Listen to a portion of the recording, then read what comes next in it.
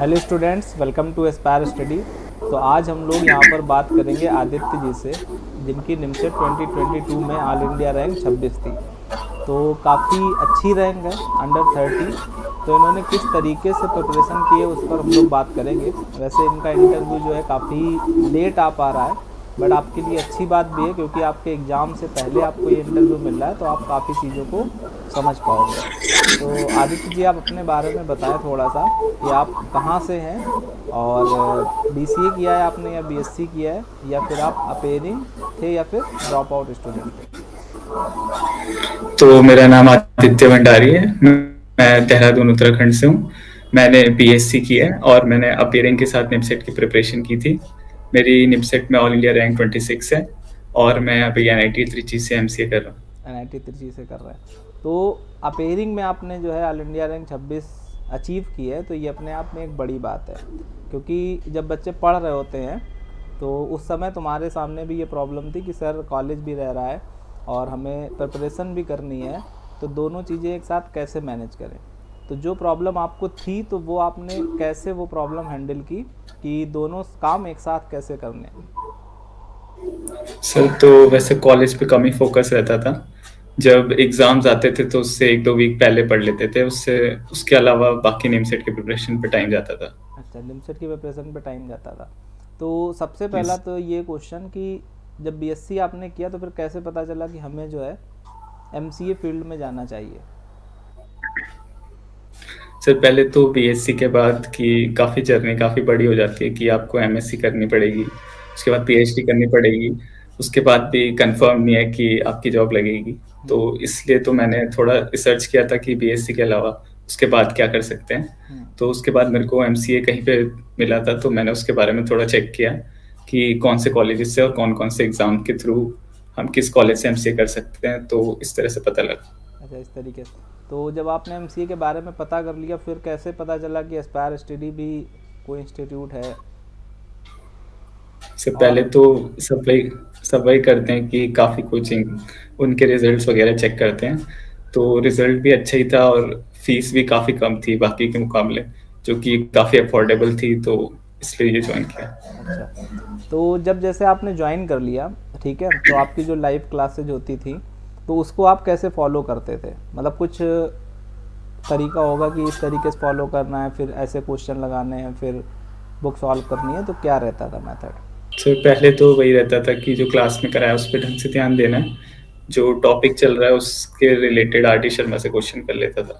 अच्छा, R D Sharma से question कर लेते थे। तो जब आप क्वेश्चन लगा रहे होते होंगे, तो हो सकता है कि काफ़ी सारे क्वेश्चन नहीं सॉल्व होते होंगे। हो सकता है क्या होता ही होगा, क्योंकि आर डी शर्मा पूरी तो एक बार में नहीं इससे सॉल्व होती है। तो कभी इससे कभी एक नर्वसनेस आती है, ठीक है। जैसे आप अपने बैचमेट्स को देखते होंगे कि बोलते हैं सर चैप्टर में बहुत सारे क्वेश्चन नहीं लग पा रहे हैं, ठीक है। तो आपके पास इससे इसका क्या प्लान था कि नहीं लग रहे हैं तो क्या करना चाहिए और कैसे हम ज़्यादा अटेम्प्ट कर पाएँ। सर, पहले तो यही रहता था कि निमसेट में ज़्यादा डिफिकल्ट क्वेश्चंस नहीं आते हैं। लेकिन तब भी अगर आपको कोई डिफिकल्ट क्वेश्चन मिल रहा है तो पहले तो उस पर थोड़ा ट्राई करो। अगर वो नहीं हो रहा है तो आप थोड़े टाइम बाद फिर से उस पर ट्राई करो।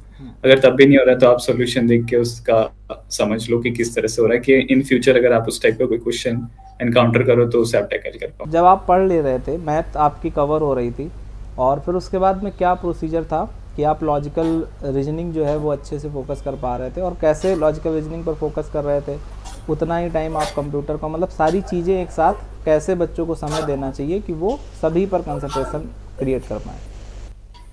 सर, वैसे लॉजिकल और क्वांटिटेटिव एप्टीट्यूड का तो जितना सर करा लेते हैं उससे मोर देन इनफ है। तो जितना सर ने क्वेश्चन कराया उनके थ्रू उनके उनको ही अगर आप गो थ्रू कर लोगे तो वो काफ़ी है, उससे हो अच्छा। जाएगा। अच्छा, मतलब वो उतना सफिशियंट है। Yes sir. ठीक है, तो ये तो पढ़ाई की बात हो गई। अब अगर हम लोग यहाँ पर बात करें कि जैसे फॉर एग्जांपल जब आप प्रैक्टिस कर रहे होते हैं, तो आप एक समय ऐसा आता है जब आप टेस्ट देना स्टार्ट करते हैं। तो पहले तो topic yes sir. Wise test हो रहे होते हैं, फिर आपके जो है full length yes sir. Test होना शुरू होते हैं। तो जब आप फुल लेंथ टेस्ट देते थे, तो कितने नंबर स्टार्टिंग में आते थे, फिर कितने धीरे धीरे आपके नंबर इम्प्रूव हुए। सर, पहले तो 450 से 500 के बीच आते थे। ठीक है। उसके बाद अराउंड 500 से 550 शायद आते थे, हम्म, फिर लास्ट में एंड आते आते 600 प्लस आने लग गए थे। 600 प्लस आने लग गए थे। तो जिस समय नंबर यस। आपके 450 500 आते थे तो उस समय ऐसा नहीं फील होता था कि बहुत ज़्यादा कम नंबर आ रहे हैं और कैसे हम अच्छा कर पाएंगे? तो उस टाइम इतना डिस्करेज नहीं होते थे क्योंकि उस टाइम स्टार्ट ही था, तो पता था कि अभी टाइम है तो हम कवर कर सकते हैं अपने आप की, अच्छा अच्छा। अपनी स्ट्रेटेजी इंप्रूव कर सकते हैं और प्रैक्टिस करके अपने मार्क्स भी इंप्रूव कर सकते हैं। नहीं, कुछ बच्चों का ऐसा रहता है ना कि सीन जैसे जब प्रिपेयर कर रहे होते हैं, जैसे अभी हमारे पास बहुत सारे बच्चों का कॉल आता है कि सर हमारे 450 ही मार्क्स आ रहे हैं, 500 मार्क्स आ रहे हैं, तो उनसे हम बोलते हैं कि अच्छे नंबर है, मतलब 450 500 ख़राब नहीं है, थोड़ा सा और काम करोगे तो अच्छे हो जाएंगे। लेकिन वो सीधे सीधे कंपेयर करते हैं उनसे जिनके अभी 600 700 आ रहे हैं, तो बोलते हैं सर हमारे 450 आ रहे हैं लेकिन लोगों के बहुत ज़्यादा आ रहे हैं। तो ऐसा आपके साथ होता था? सो होता ही था कि काफ़ी बच्चों के काफ़ी अच्छे मार्क्स भी आ रहे हैं लेकिन मेरे उतने नहीं आ रहे हैं। तो वही है कि दूसरों के उतना फोकस नहीं करना है, अपना आप जिस तरह से जहाँ आप मार्क्स लूज़ कर रहे हो, उस एरिया पे फोकस करके आप अपने मार्क्स इंप्रूव करो। मैं यानी किस यूनिट से आपके किस चैप्टर के आपके क्वेश्चन नहीं हो पा रहे हैं, उस पे आप थोड़ा काम करो, या फिर आपकी रीजनिंग थोड़ी वीक है तो वहाँ पे आप काम करो, तो आपके नंबर्स ग्रेजुअली इंक्रीज होने लग जाएंगे। अच्छा, दूसरों पे उतना फोकस नहीं करना। दूसरों पर नहीं फोकस करना। और एक इम्पॉर्टेंट बात यह है कि जैसे जब आप प्रिपरेशन करना शुरू किए होंगे तो टेस्ट जब आप दे रहे थे तो आप बोल रहे हो कि लास्ट में आपके 650 600 नंबर लगभग आ रहे थे, तो मेन एग्ज़ाम में आपके कितने मार्क्स थे? 725। 725 मार्क्स थे। तो यस आपने जब प्रिपरेशन स्टार्ट की थी तब आपने कितनी रैंक एक्सपेक्ट की थी कि हम जो है अब पढ़ेंगे एस्पायर स्टडी के साथ में और हमारी इतनी रैंक जो है हम उम्मीद कर रहे हैं? सर, पहले तो एटलीस्ट एनआईटी इलाहाबाद तो मैंने एक्सपेक्ट किया ही था, तो अच्छा, एनआईटी आई इलाहाबाद गेस से या सो 200 के अंदर लगभग आनी चाहिए। 200 के अंदर। तो फिर जो 200 यस के सर। अंदर स्टार्टिंग में आपने सोचा, फिर आपको 2 3 4 5 6 महीने बाद रियलाइज़ हुआ कि अब हम 100 के अंदर ला पाएंगे? Yes sir. अच्छा, उसके बाद 100 के अंदर, लेकिन जब पेपर दे करके आए तो सीधे सीधे एकदम से आपने तहलका मचा दिया। Yes sir. अच्छा, सर तो रिवीजन की क्या आपकी प्लानिंग थी? क्योंकि सब पढ़ लिया आपने, टेस्ट दे लिए, प्रैक्टिस कर रहे हैं, ठीक है। अब एक पड़ाव ऐसा आता है कि रिवीजन की बहुत ज़्यादा ज़रूरत होती है एग्ज़ाम से पहले, तो रिवीजन की बच्चों की क्या प्लानिंग होनी चाहिए, या आपकी क्या प्लानिंग थी? क्योंकि सबका अलग अलग होता है कि कोई बच्चा कुछ यस फॉलो सर। करता है, कोई बच्चा कुछ। आपकी प्लानिंग क्या थी, मतलब आप कैसे रिवीजन पे फोकस अच्छे से कर पाते थे? सर, रिवीजन का तो मैंने आपकी स्ट्रेटेजी फॉलो की थी। तो आपने कहा था कि जो भी क्वेश्चन आपने करे हुए हैं उनको एक बार देख लेना, जरूरी नहीं उन्हें बार बार सॉल्व करने की, उन्हें आप देखते जाइए किस तरह से आपने उसको सॉल्व किया स्पेसिफिक प्रॉब्लम को। तो ऐसे आप काफी जल्दी काफी सारे टॉपिक्स रिवाइज कर सकते हैं कि अगर आप बस पेज पलटते हुए देखते जाएंगे कि कैसे कैसे आपने वो क्वेश्चन सॉल्व किया, तो ऐसे में काफी जल्दी रिवीजन हो जाता है। हाँ, मतलब आपने ये बताया था कि जब आपको जैसे कोई एक्सरसाइज सॉल्व करनी है तो आपने पहला क्वेश्चन रीड किया और आपको पता है कि ये हमको आता है, ऐसे ऐसे करना है, तो उसको स्किप करके यस सर। सेकंड हाँ। क्वेश्चन। हाँ, तो ये एक यस अच्छा सर। तरीका है। और ऐसी कौन सी प्रॉब्लम्स आती हैं, जैसे जब आप पढ़े होंगे तो एक सिलेक्शन के बाद कम याद रहता है कि हमें क्या दिक्कतें उस समय आ रही थी, ठीक है, बट कुछ ना कुछ आपको प्रॉब्लम पहले हुई होंगी, तो जब आप पढ़ रहे थे तो आपको कैसी प्रॉब्लम हो रही थी रिवीजन को लेकर के, या फिर नंबर कम आने को, या फिर प्रैक्टिस कम हो पा रही है, क्वेश्चन कम लग पा रहे हैं, या बहुत सारे टॉपिक साइमल्टेनियसली चल रहे हैं? क्योंकि जब आप लास्ट में होंगे तो आपको याद होगा कि 6 7 यस 7 सर। घंटे की क्लास हो रही है। Yes sir. तो कौन कौन सी प्रॉब्लम आपको आई और लगा कि नहीं ये हम समस्या है हमारे लिए? सर, सबसे बड़ी प्रॉब्लम तो वही थी कि गिवन टाइम में आपको बहुत सारे क्वेश्चंस करने थे, तो मेरी शुरू में स्पीड वगैरह स्लो थी। फिर बाद में जब वो सुपर टेस्ट होने लगे जिसमें आप मतलब काफी क्वेश्चंस रहते थे, लाइक 2 घंटे में तो 120 क्वेश्चन इस टाइप से रहता था या उससे ज्यादा ही रहते थे, तो उसकी वजह से मेरी काफी स्पीड इंप्रूव हुई कि उसमें काफी कम टाइम में आपको बहुत सारे क्वेश्चन करने रहते थे। अच्छा तो उससे मेरी काफी इंप्रूव हुई स्पीड की मेरे को मेजर प्रॉब्लम थी कि उतने क्वेश्चन नहीं हो पाते थे जितने हो सकते हैं। अच्छा, तो आपको वो वाले टेस्ट याद हैं जो जिसमें 400 क्वेश्चन 300 क्वेश्चन होते थे, यस सर। 6 घंटे का टेस्ट? यस सर, उन्हीं की बात कर रहा हूँ मैं। उसमें काफी सारे क्वेश्चन करने, तो जल्दी जल्दी आप सोचते हो कि किस टाइप से कैसे हो सकता है। अच्छा, जल्दी जल्दी सोचते हैं। तो यस। और अगर कोई बात, जैसे कोई मतलब जब आप पढ़ाई के दौरान पर होंगे तो सोचते होंगे, जब आप लोगों के इंटरव्यू देखते होंगे तो आप सोचते होंगे कि ये बात मिस कर रहे हैं सर हमारे, या जो इंटरव्यू दे रहे हैं भैया, तो हमको ये बात बतानी है, या फिर हम होते तो ये बच्चों को सजेस्ट करते। तो जो बच्चे अभी 2023 में एग्ज़ाम देंगे, ठीक है, तो अभी आपका दिसंबर यस चल सर। रहा है, तो उनके पास लगभग 5 महीने हैं। तो अभी अगर कुछ गड़बड़ भी किए होंगे वो लोग, तो अभी कवर अप कर सकते हैं, ठीक है। Yes sir. तो वो, और अगर जो बच्चे 2024-25 या इन फ्यूचर कभी भी आपका ये इंटरव्यू देखें, तो उनको कौन सी बात पूरे साल ध्यान रखनी चाहिए और वो काम करना चाहिए? से पहला तो वही है कि आपको कोई भी टॉपिक छोड़ना नहीं है, भले ही आपको उतने अच्छे से ना आए, आपको उसका बेसिक्स तो आना ही चाहिए, क्योंकि निमसेट में कभी-कभी कोई टॉपिक से ईज़ी क्वेश्चन आ जाएगा, आपने नहीं पढ़ा होगा तो आप छोड़ देंगे। दूसरा ये है कि आपको दूसरों की मार्क्स पे उतना डिस्करेज नहीं होना है, कि अगर आपके मार्क्स कम आ रहे हैं, आपको वो देखना है कि आपकी कहाँ मार्क्स कम आ रहे हैं, किस चैप्टर के क्वेश्चन आप नहीं कर पा रहे हो।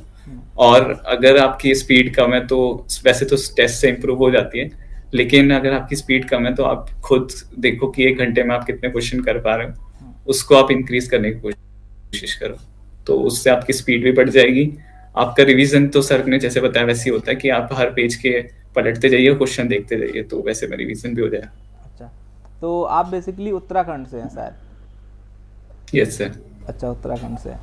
तो जब एक चीज़ और इम्पोर्टेंट, जैसे जब बच्चे ज्वाइन कर लेते हैं तो आपने बहुत देखा होगा कि स्टार्टिंग बहुत सारे बच्चे करते हैं, बट एंड तक आते आते सब कंटिन्यू नहीं कर पाते हैं, ठीक है। यस जैसे हो सर। सकता है कि आप जब पढ़ रहे हो तो उस समय जो है काफ़ी बच्चे साथ में हो, बट उसमें से 2-3 यस। बच्चे जो 1 महीने बाद पढ़ना छोड़ दिए, फिर 1-2 महीने बाद, तो वो कैसे मेंटेन रखें कि जिस दिन स्टार्ट कर दें तो अपने मन में ये यस सर। विचार बना लें कि अब हमें एग्ज़ाम तक ही इसको पढ़ना है, एग्ज़ाम तक रुकना नहीं है। सर ये तो वैसे सबका ही होता है कि कभी-कभी इच्छा नहीं भी होगी पढ़ने की, लेकिन आप भले ही कम पढ़ें लेकिन पढ़ना रोज़ है। कि वैसे तो बहुत दिन होगा कि शायद आपकी इच्छा ना भी हो पढ़ने की, लेकिन आपको अपना गोल दिमाग में रखना है और कुछ ना कुछ भले ही आप कम पढ़ें लेकिन पढ़ना रोज़ है। अच्छा, अच्छा। तो और जैसे अब आप एनआईटी तिरछी में हैं, तो वहाँ पे आपको यस कैसा सर। फील हो रहा है? सर काफ़ी अलग एनवायरनमेंट है। पहले तो लैंग्वेज का ही काफ़ी इश्यू रहता है उधर, हुँ, और बाकी काम भी अभी तो ज़्यादा ही लगा है।